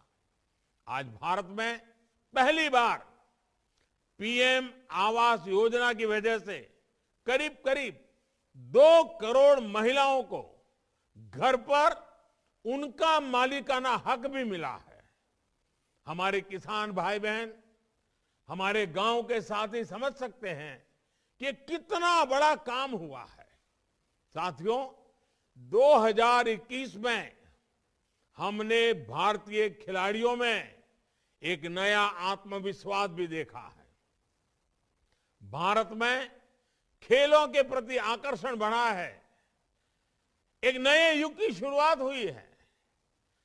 हम में से हर कोई खुश था जब भारत ने टोक्यो ओलंपिक में इतने मेडल जीते। हम में हर कोई गर्व से भरा था जब हमारे दिव्यांग खिलाड़ियों ने पैरालंपिक में इतिहास रच दिया। पैरालंपिक के इतिहास में भारत ने अब तक जितने मेडल जीते थे, उससे ज्यादा मेडल हमारे दिव्यांग खिलाड़ियों ने पिछले पैरालंपिक में जीतकर दिखाए हैं। भारत आज अपने स्पोर्ट्स पर्सन्स और स्पोर्टिंग इंफ्रास्ट्रक्चर पर जितना निवेश कर रहा है, उतना पहले कभी नहीं किया गया। कल ही मैं मेरठ में एक स्पोर्ट्स यूनिवर्सिटी की शिलान्यास करने भी जा रहा हूं। साथियों, संयुक्त राष्ट्र सुरक्षा परिषद से लेकर स्थानीय निकायों तक में भारत ने अपनी नीतियों और निर्णयों में अपना सामर्थ्य सिद्ध किया है। भारत ने 2016 में यह लक्ष्य रखा था कि वो साल 2030 तक अपनी इंस्टॉल इलेक्ट्रिसिटी कैपेसिटी का 40% नॉन फोसिल एनर्जी सोर्स से पूरा करेगा। भारत ने अपना ये लक्ष्य 2030 का जो लक्ष्य था, वो नवंबर 2021 में ही प्राप्त कर लिया। क्लाइमेट चेंज के खिलाफ विश्व का नेतृत्व करते हुए भारत ने 2070 तक नेट जीरो कार्बन एमिशन का भी लक्ष्य दुनिया के सामने रखा है। आज भारत हाइड्रोजन मिशन पर काम कर रहा है, इलेक्ट्रिक व्हीकल्स पर लीड ले रहा है। देश में करोड़ों एलईडी बल्ब वितरित करने से हर साल गरीबों के मध्यम वर्ग के करीब करीब 20,000 करोड़ रुपए बिजली बिल्स में कम आए हैं। देश भर के शहरों में स्थानीय निकायों द्वारा स्ट्रीट लाइट्स को भी एलईडी से बदलने से का अभियान चलाया गया है। और मेरे किसान भाई, हमारे अन्नदाता ऊर्जादाता बने, इसके लिए भी भारत बहुत बड़ा अभियान चला रहा है। प्रधानमंत्री कुसुम योजना के तहत किसान खेतों के किनारे मेड़ पर सोलार पैनल लगाकर और ऊर्जा पैदा कर सके, इसके लिए भी उन्हें मदद दी जा रही है। लाखों किसानों को सरकार द्वारा सोलर पंप दिए गए हैं। इससे पैसे की भी बचत हो रही है और पर्यावरण की भी रक्षा हो रही है। साथियों, 2021 का वर्ष कोरोना के खिलाफ देश की मजबूत लड़ाई की वजह से याद रखा जाएगा। तो इस दौरान भारत ने जो रिफॉर्म्स किए हैं, उनकी भी चर्चा अवश्य होगी। बीते साल भारत ने आधुनिक इंफ्रास्ट्रक्चर के निर्माण और रिफॉर्म की प्रक्रिया को और तेज गति से आगे बढ़ाया है। सरकार का दखल कम हो, हर भारतीय का सामर्थ्य निखरे और सबके प्रयास से राष्ट्रीय लक्ष्यों की प्राप्ति हो, इसी प्रतिबद्धता से उसी को सशक्त किया जा रहा है। व्यापार कारोबार को आसान बनाने के लिए बीते साल भी अनेक निर्णय लिए गए। PM Gatishakti national master plan देश में इंफ्रास्ट्रक्चर निर्माण की गति को नई धार देने वाला है।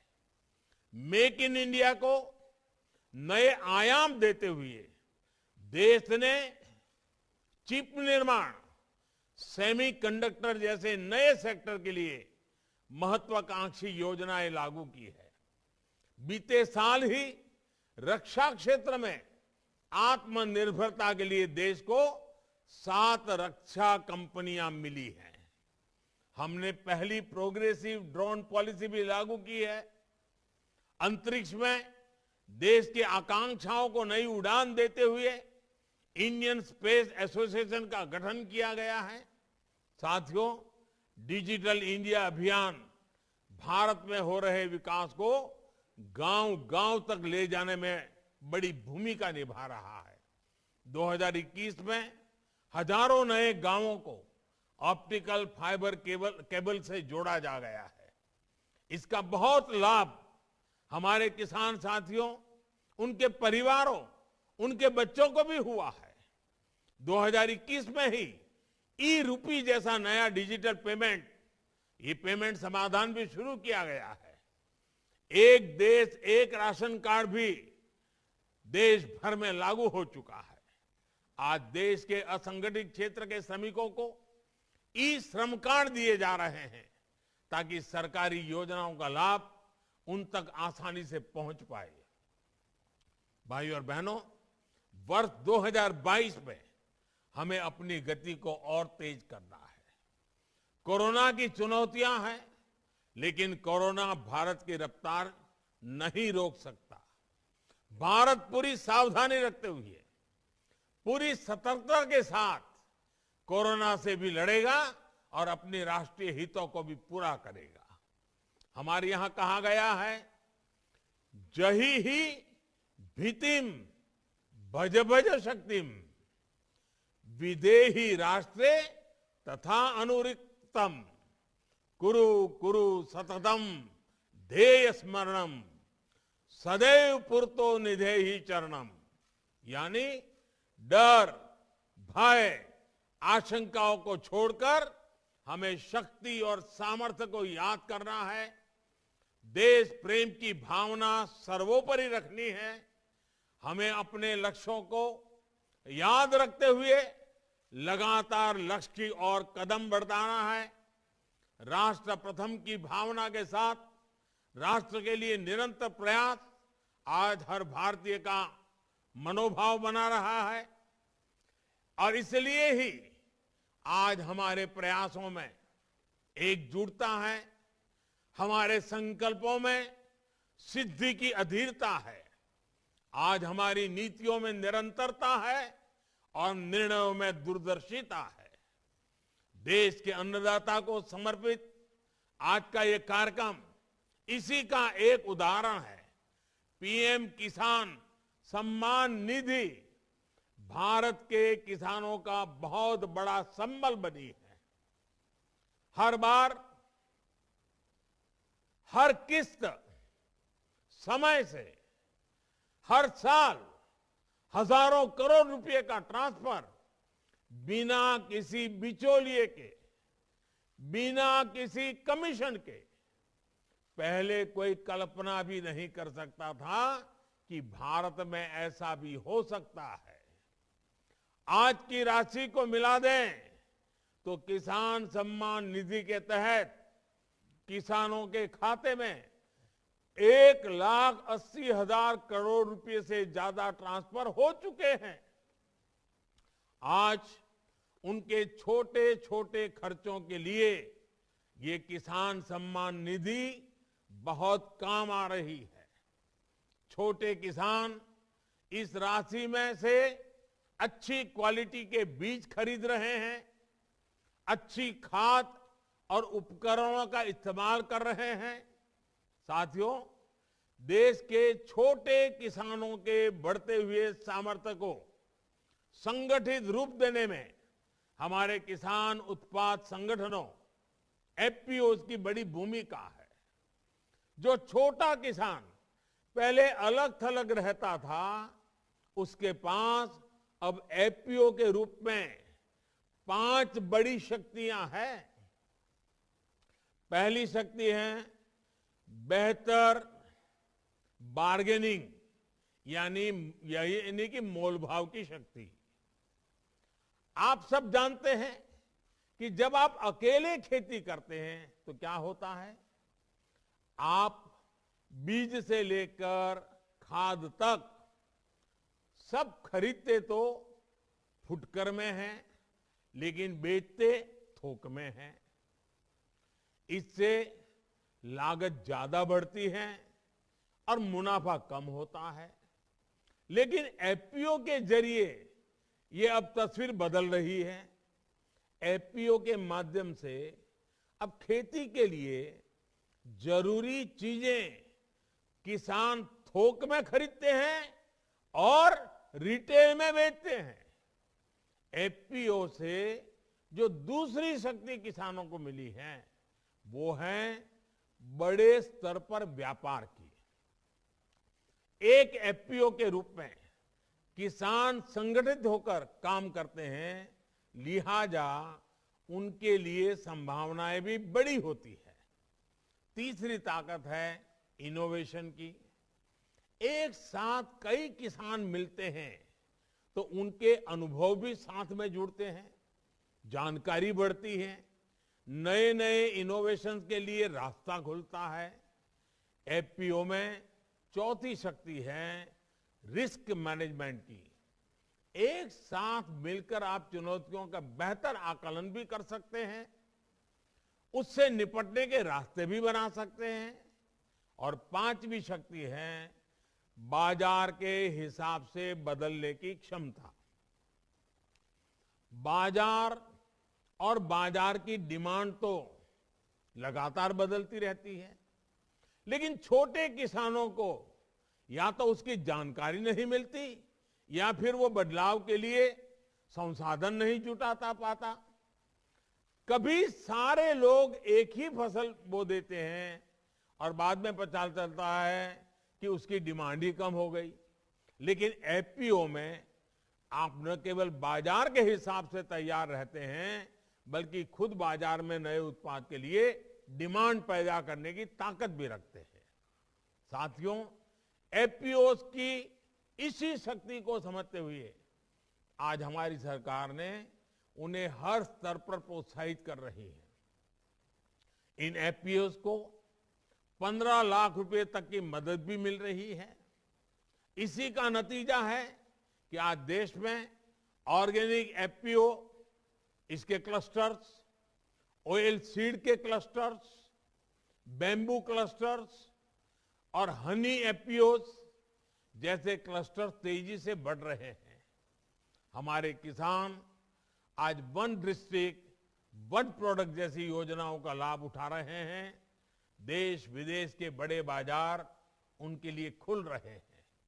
साथियों, हमारे देश में आज भी ऐसी कई चीजों का विदेशों से आयात होता है जिनकी जरूरत देश का किसान आसानी से पूरी कर सकता है।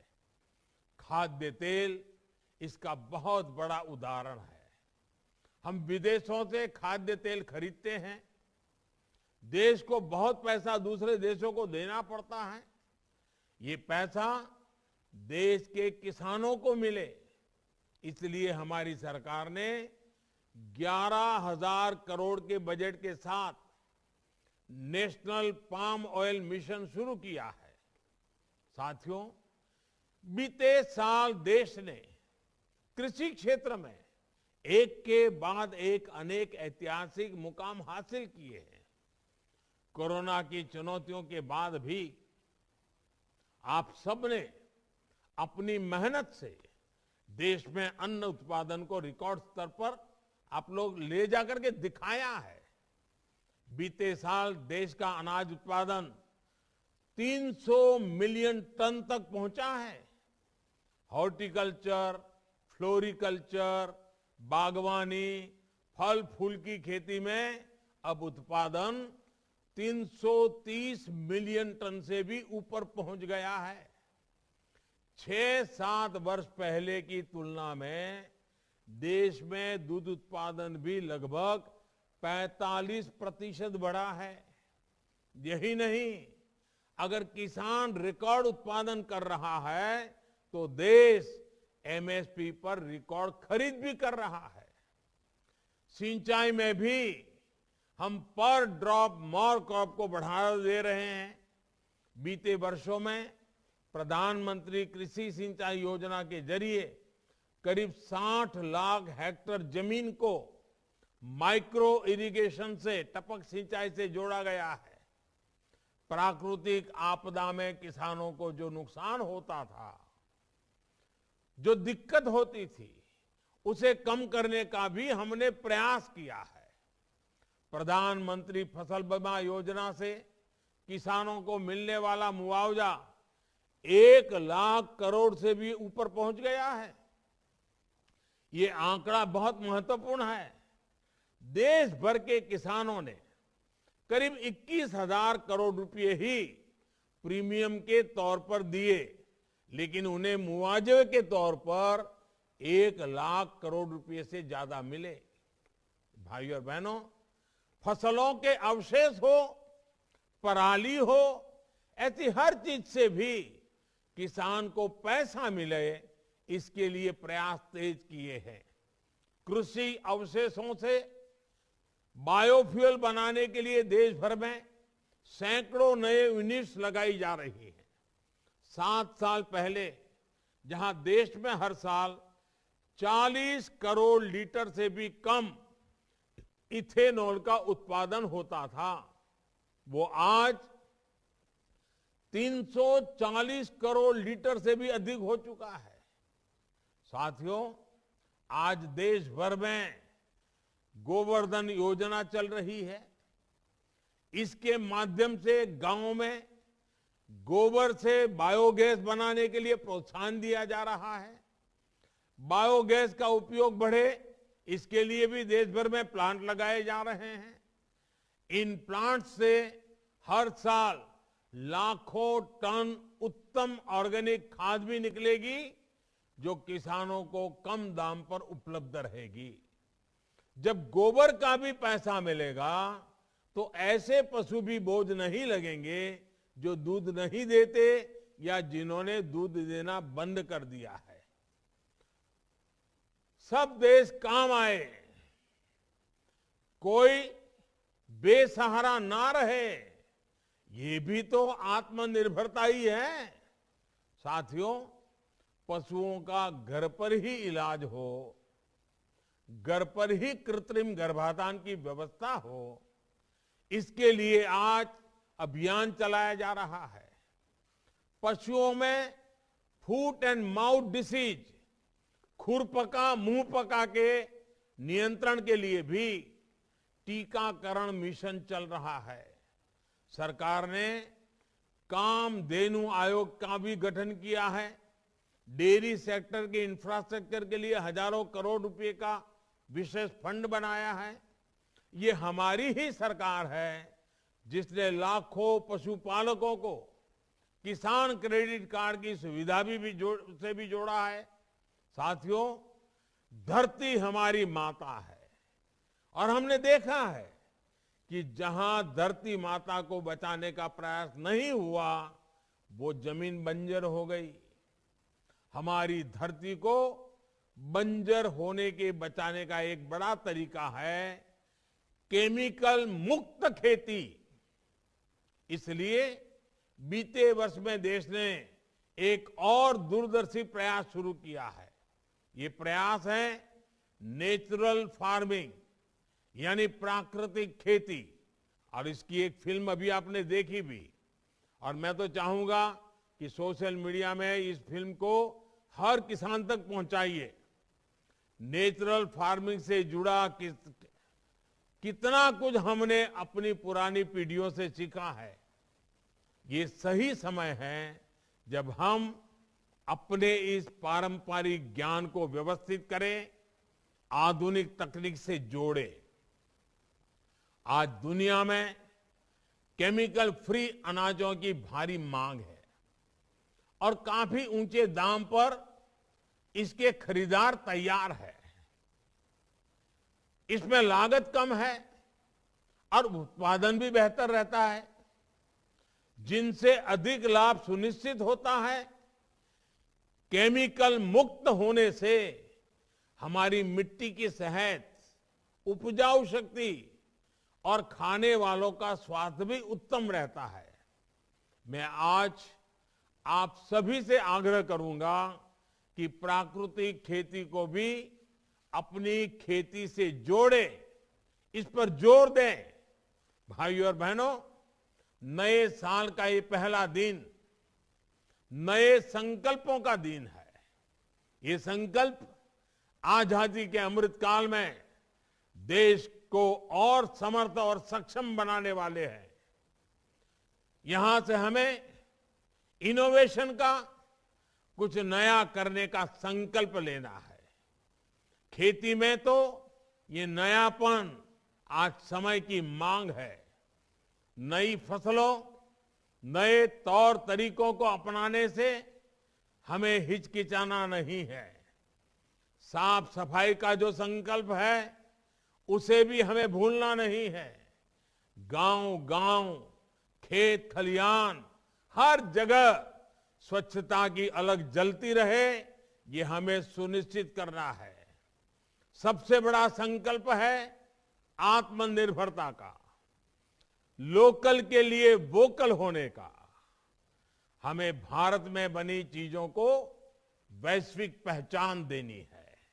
इसके लिए जरूरी है कि भारत में पैदा होने वाले, भारत में बनने वाले हर सामान, हर सर्विस को हम प्राथमिकता दें। हमें याद रखना है कि हमारे आज के कार्य अगले 25 वर्षों की हमारी विकास यात्रा की दिशा तय करेंगे। इस यात्रा में हम सभी का पसीना होगा, प्रत्येक देशवासी की मेहनत होगी। मुझे पूरा विश्वास है कि हम सभी भारत को उसकी गौरवशाली पहचान लौटाएंगे और देश को एक नई ऊंचाई देंगे। आज नए वर्ष के पहले दिन देश के करोड़ों किसानों के बैंक खातों में 20,000 करोड़ रुपए ट्रांसफर होना, ऐसा ही एक प्रयास है।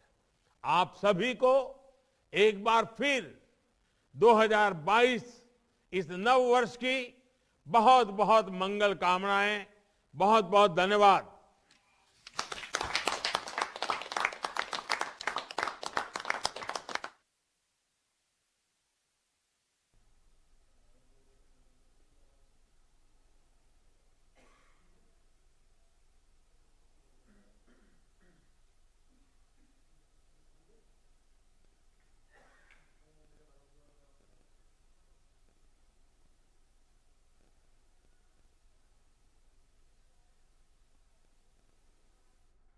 आप देख रहे थे सीधा प्रसारण। प्रधानमंत्री ने प्रधानमंत्री किसान सम्मान निधि योजना की 10वीं किस्त जारी की, जिसमें 10 करोड़ किसानों के खातों में 20,000 करोड़ रुपए से अधिक की धनराशि अंतरित की। प्रधानमंत्री ने बहुत ही प्रेरणादायक नए